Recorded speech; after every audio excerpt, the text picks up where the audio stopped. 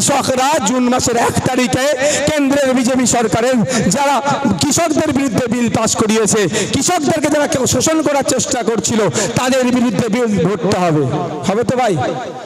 তার সাথে সাথে ভুলে যাচ্ছি না, কৃষকরা যখন তাদের স্বার্থে আঘাত লেগেছিল বলে, তাদের সাথে অন্যায় হচ্ছিল বলে সারা দেশের কৃষকরা যখন আন্দোলনের ডাক দিয়েছিল, আন্দোলনের ডাকের সাথে সাথে ভারত বন্ধের ডাক দিয়েছিল, আমরা কৃষকদেরকে সংহতি জানিয়ে আর ভারত বন্ধকে সফল করার জন্য আমরা রাজপথে নেমেছিলাম কৃষকের পায়ে পা মিলিয়ে।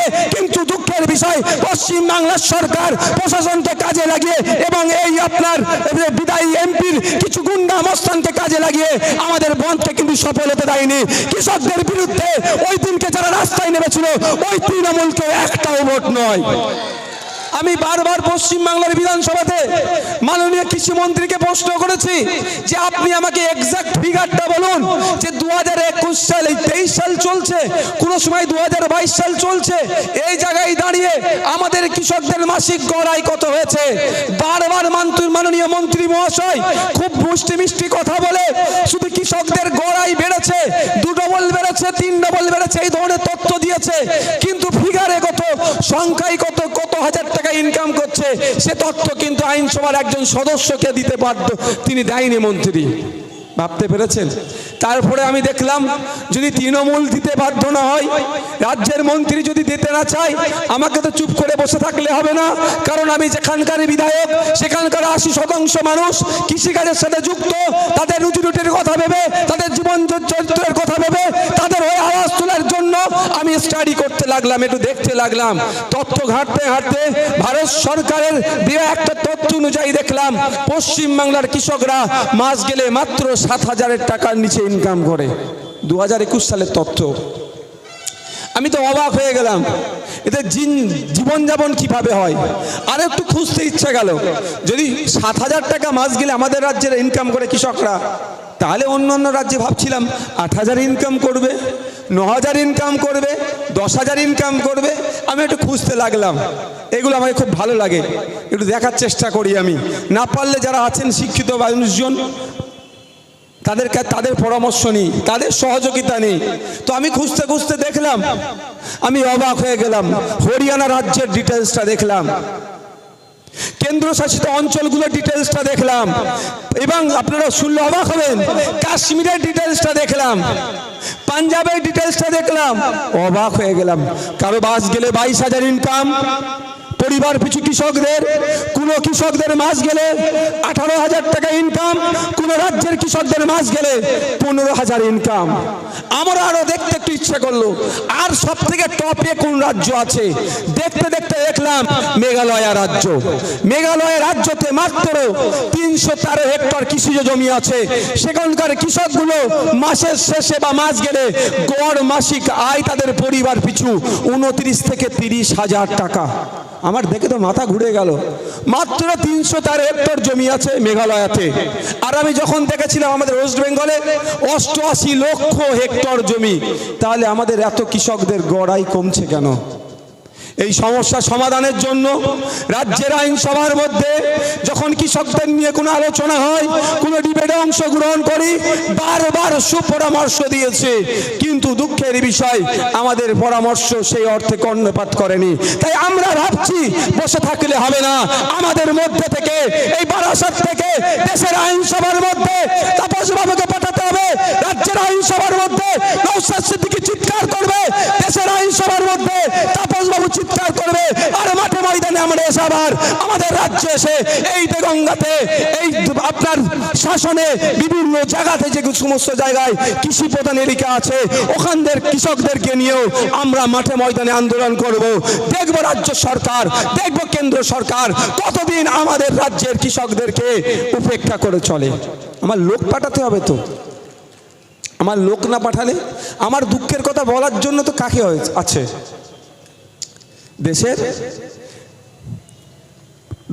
দেশে প্রায় 140 কোটির ওপরে মানুষ আছে। এই বারাসাত লোকসভার মধ্যে 16 লক্ষের অধিক মানুষ আছেন, ভোটারদের বলছি, মানুষ অনেক আছে। যদি 16 লক্ষের অধিক ভোটার সবাই পার্লামেন্টে গিয়ে বলে, শাসনের লোক পার্লামেন্টে গিয়ে বলে আমার এই সমস্যা, মধ্যমগ্রাম শহরের মানুষজন পানীয় জলের সমস্যা, ড্রেনেজের সমস্যা, যার সমস্যা আছে সবাই যদি বলে, আমাদের বলার এনার্জি থাকলেও যিনি শুনবেন তার এনার্জি থাকবে? স্বাভাবিকভাবে 10 লক্ষের লিমিটেশন ছিল, বাড়তে বাড়তে বাড়তে কোনো জায়গায় 18 লক্ষ হয়েছে, কোনো জায়গায় 17 লক্ষ, কোনো জায়গায় 14 লক্ষ মানুষের। এই 140 কোটি মানুষের মধ্যে আমরা 543 জনকে পাঠাই পার্লামেন্টের মধ্যে। কারণটা কি? এনারা আইন তৈরি করবে বা কোনো আইন তৈরি আছে সেটাকে সংশোধন করবে। কাদের জন্য সংশোধন হবে বা কাদের জন্য আইন হবে?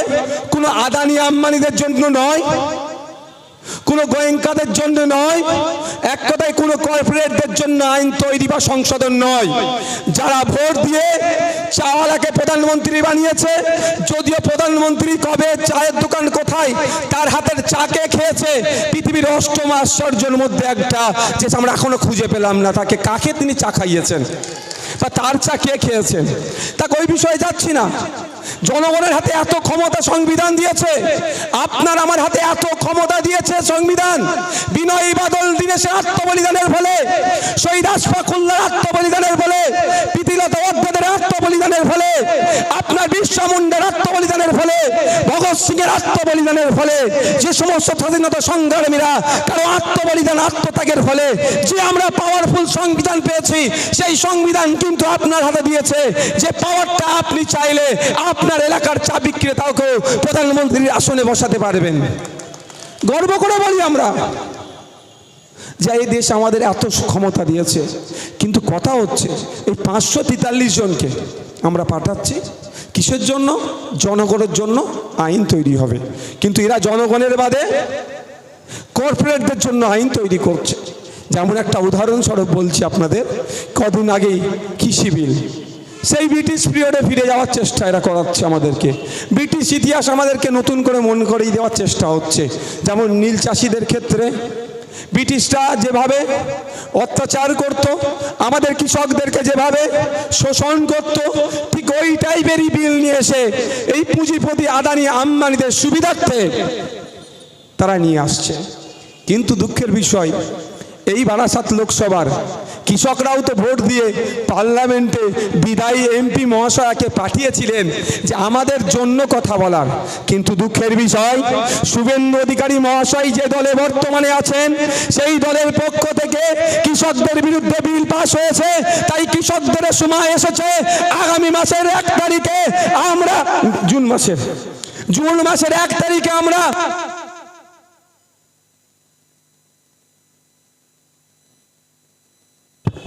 হ্যালো, ব্যাটারি শেষ হয়ে গেছে নাকি বলো তো?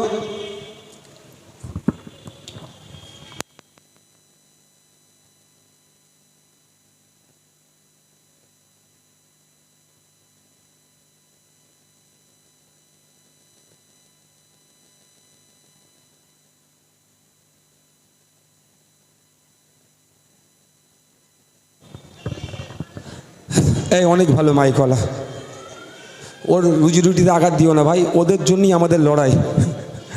তো শুভেন্দু অধিকারীরা বর্তমান যে দলে আছেন কেন বলছি? কালকে শুভেন্দু বাবু কোথায় যাবে গ্যারান্টি নিতে পারবেন? কখন কে কোন দলে আছে বোঝা মুশকিল। আর বারাসাতের যিনি তৃণমূলের হয়ে তিনি কন্টেস্ট করছেন, কেন্দ্রীয় এজেন্সি মিস কল দিয়ে রেখে দিয়েছে তো অলরেডি। এই টাকা নিয়ে না কি কেসে, এই নারদাগ না কি কেসে অলরেডি কেন্দ্রীয় এজেন্সি মিস কল দিয়ে রেখে দিয়েছে। আগামী দিনে কি হবে আপনারাই বুঝবেন। তো শুভেন্দু অধিকারী মহাশয় বর্তমান যে দলে আছে, সেই দলের উচিত ছিল দেশের কৃষকদের স্বার্থে বিল পাস করা, কৃষকরা যাতে অর্থনৈতিকভাবে এগিয়ে যেতে পারে তার জন্য চিন্তা ভাবনা করা। দুঃখের বিষয়, তার পরিবর্তে কৃষককে কিভাবে শোষণ করা যায় তার ব্যবস্থা করছে।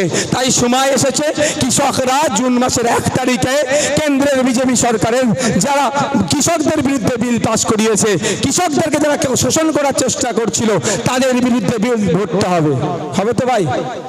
তার সাথে সাথে ভুলে যাচ্ছি না, কৃষকরা যখন তাদের স্বার্থে আঘাত লেগেছিল বলে, তাদের সাথে অন্যায় হচ্ছিল বলে সারা দেশের কৃষকরা যখন আন্দোলনের ডাক দিয়েছিল, আন্দোলনের ডাকের সাথে সাথে ভারত বন্ধের ডাক দিয়েছিল, আমরা কৃষকদেরকে সংহতি জানিয়ে আর ভারত বন্ধকে সফল করার জন্য আমরা রাজপথে নেমেছিলাম কৃষকের পায়ে পা মিলিয়ে। কিন্তু দুঃখের বিষয়, পশ্চিম বাংলার সরকার প্রশাসনকে কাজে লাগিয়ে এবং এই আপনার বিদায়ী এমপির কিছু গুন্ডা মস্তানকে কাজে লাগিয়ে আমাদের বন্ধকে কিন্তু সফল হতে দেয়নি। কৃষকদের বিরুদ্ধে ওই দিনকে যারা রাস্তায় নেমেছিল ওই তৃণমূলকে একটাও ভোট নয়। আমরা কৃষক, আমরা একটা ভোট দেব না। ভাই, বক্তব্য অনেক দেওয়ার ছিল, কিন্তু গত পরশুদিন যে ঘটনা ঘটেছে, সিরিয়াস বলছি, আমি ভাবছি, আমিও কিন্তু বিএড করেছিলাম, আমারও ইচ্ছে ছিল আর একটু শিক্ষাগত করব, কিন্তু দুঃখের বিষয় আমি একবারই দিয়েছিলাম, তারপর থেকে মনে করে নিয়েছিলাম যে আর হবে না। কারণ আমি যখন, না কাহিনিটা শুনে রাখা ভালো, আমি তখন আমার জ্ঞান ছিল না এই সাদা খাতার, 12-13 দিকে সম্ভবত। তো আমি এক্সাম দিতে গিয়েছি, তো আমরা যতটুকু পারছি, জ্ঞান যতটুকু আছে লিখছি। আমার পিছনে এক ভদ্র মহিলা, তার আগে আর একটা ভদ্র পুরুষ, দুজন বসেছিল, খুব চীনা পরিচিতির মধ্যে। আবার এখানে এসে চীনা পরিচিত হয়েছে কি বলতে পারবো না, কিন্তু খুব গল্প করছিল। দুপাটাকেই দেখলাম, এক ভদ্র মহিলাকে ভদ্রকে, তখনও বুঝতাম না যে এটা সাদা খাতার খেলা চলছে। আমরা আমাদের রোল নাম্বার যাগুলো আছে যথাযথভাবে বলে দিয়েছে, গোল চিহ্নের বাইরে না যায়, আগে ঠিক করলাম। তারপরে যেগুলো কমন এসেছে ঝাঁটাঝাট উত্তর দিয়েছি। কিন্তু ভদ্রমহিলা আর পেছনে যিনি ছিলেন আর সামনে, আর আমার বাড়াবাড়ি একটু বদ খসলত, কি জানেন, আর একটু আগে পরে একটু দেখি কোথায় কি হচ্ছে। আমার বাড়াবাড়ি বদ খসলত, এটা ভালো বলতে পারেন, আমার কাছে হয়তো খারাপ হতে পারে, কিন্তু আমি দেখি। এখানে এসে দেখছিলাম এই বিল্ডিংগুলোতে রং হয়নি কেন, সেটাই ভাবছিলাম। তো এগুলো আমি দেখি। তো এই পরীক্ষা দিতে দিতে যখন দেখছি আমার এবার নাই, আর যতটুকু জ্ঞান ছিল করে দিয়েছি, এখনো টাইম আছে, দেখি আমার পেছনে যিনি ভদ্রমহিলা ছিলেন, ও তখনও ওই রোল নাম্বারটা শেষ করতে পারিনি, ওকে একদম ভালো করে শিখিয়ে দিয়েছে গোল রাউন্ডের বাইরে না চলে যায়, ঠিক একইভাবে সামনের। এবার আমি কৌতূহলবশত জিজ্ঞাসা করেছিলাম, দিদি আপনার কি একটাও কমন আসেনি? আমি তখনও জানতাম না এই যে সাদা খাতার খেলা চলছে। তো তারপরে আমি বেরিয়ে এসে পরে আমি আমার যারা আছেন শিক্ষকরা আছেন তাদেরকে এসে এরকম শেয়ার করছি, এই হয়েছে। জিজ্ঞাসা করলো কটা কমন পেয়েছো না পেয়েছো, হ্যান ত্যান। আমি বললাম আমার পেছনে তো এই করছিল। তখন জানতে পারলাম যে ওটা সাদা খাতার খেলা। ও যখন শুনেছি আমি আমার অ্যাডমিটটা ছিঁড়ে ফেলে দিয়েছিলাম যে আমার আর লাভ নেই। তো ব্যাপারটা হচ্ছে,